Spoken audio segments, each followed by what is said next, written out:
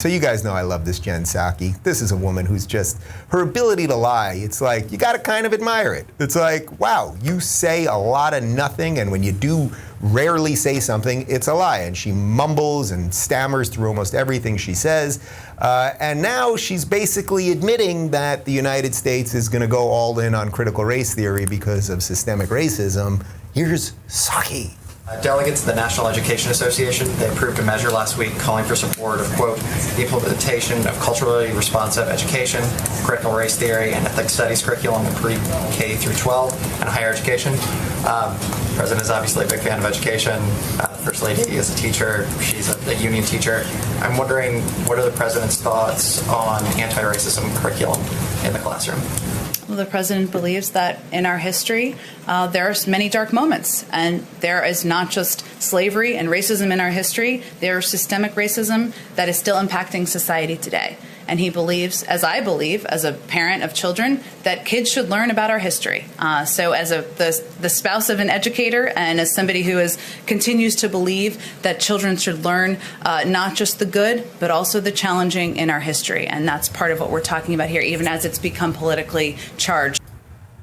Okay, Jen, you're lying as usual. Here we go. Let me unpack it. So first off, nobody's saying we can't teach the dark moments. Literally nobody is saying it. I have not heard one person that has any credibility anywhere saying that we can't teach about the dark moments of our history, that we're not allowed to teach about slavery, that we're not allowed to teach about Japanese internment, or any other negative thing that the United States has done. Give an honest assessment of our founding. No one's saying it. Well, you guys are saying it, but nobody else is arguing that these things should not be taught. And I'm going to go out on a limb here and guess that all of you watching this right now, if you went to school in America, whether you went to private school or public school, you learned a little something about slavery. You learned a little something about the Civil War, the Revolutionary War. You learned a little something about our history. And it didn't just say, oh, America's fantastic. There was no such thing as slavery. Everybody's got it great. No, and it's always been that way, right? Like, this is just absolute nonsense. Then she says kids should learn about our history. Yes.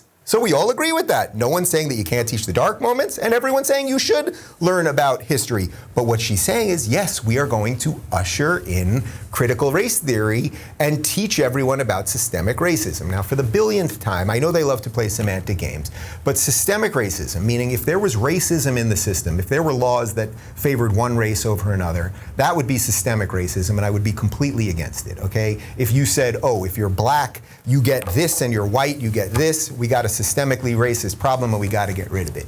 In the times in America where there have been things like that, so like Jim Crow laws, we have gotten rid of those things. We fought a civil war to get rid of them, et cetera, et cetera. And in more modern times, you know, in the 80s in New York City, there were laws that I think you could argue were systemically racist. For example, if you were arrested for smoking crack, which generally was happening in the inner city by black people, the penalties were higher than, say, if you were arrested for snorting cocaine, which was happening down on Wall Street, mostly with white people. And there was a disparity in what was going on in terms of the sentencing. We got rid of that, okay? So absolutely, we can acknowledge that there have been laws that have been misguided and all of that stuff. And by the way, if you brought cases forward where there were still people in jail for X while someone else was in jail for Y, when it should have been similar sentencing and they weren't, we could talk about that. Oh, and there was a guy, an orange guy. What was the orange guy's name again?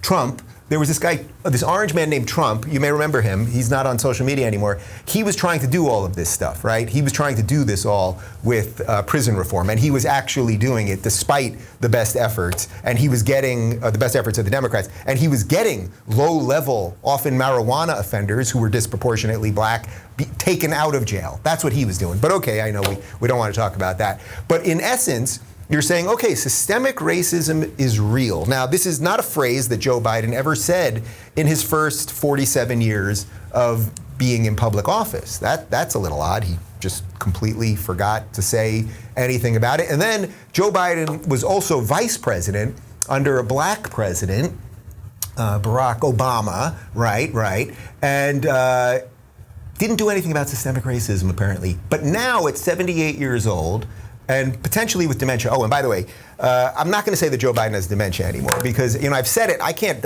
fully diagnose him with dementia. And my sister said to me, you say he has dementia. And I usually say I'm not diagnosing him, but it's like, it's a sort of like an amorphous term, like something ain't right with this guy. So I'm going to say from now on that Joe Biden has OPS.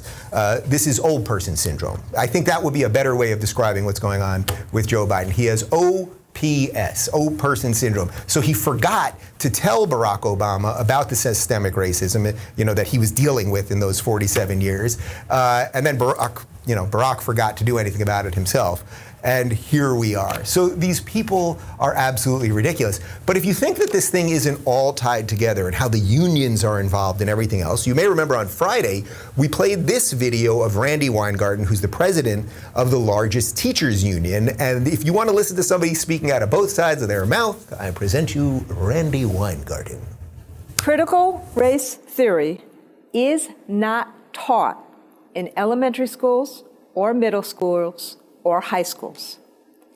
It's a method of examination taught in law school and in college that helps analyze whether systemic racism exists, and in particular, whether it has an effect on law and public policy. But cultural warriors are labeling any discussion of race, racism, or discrimination as CRT to try to make it toxic. They are bullying teachers and trying to stop us from teaching students accurate history. Okay, so this woman, this is Psaki level lying. So on one hand, she's saying it's not being taught. Now, we know it is being taught, right? We've given you plenty of examples here. But just in the last couple of days, Chris Rufo, I mentioned him on the show weekly at this point, who's doing the greatest work when it comes to exposing this nonsense. He found a list of 30 school districts in America that are teaching it right now by their own doctrines, right? By the own documents that they use to teach. At least 30 school districts that are now teaching this stuff in K through 12. So on one hand, she's saying it's not being taught. And then if you listen to the last sentence there, she's saying, but, it is an honest assessment of what's going on in the world. And it's an honest assessment of our history. Well, if that's what you believe, lady, then why wouldn't you be teaching it? So everything that these people say is just complete nonsense. And as I often say, we've got our work cut out for us.